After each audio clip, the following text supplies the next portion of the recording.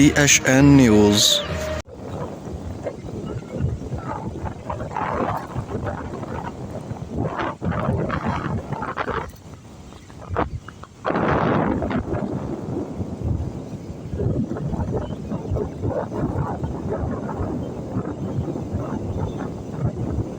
सिंध जे राजधानी वारे शहर कराची में हूअं त केतिरा ई तफ़रीही माॻ आहिनि, पर समुंड किनारे जी अहमियत अलॻि आहे, जिते रोज़ानो वॾे अंग में माण्हू फैमिली समेत अची मज़ो माणीनि था।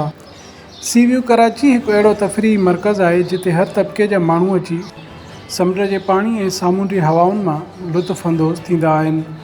सी व्यू ते ईंदड़नि जो चवणु आहे त हू ऊन्हारे जे मौसम में फैमिली समेत आर्तवार वारे ॾींहुं समुंड किनारे सैर करण खे तरजीह ॾींदा आहिनि, छाकाणि त मोकल जे ॾींहुं आउटिंग जो वधीक मज़ो ईंदो आहे।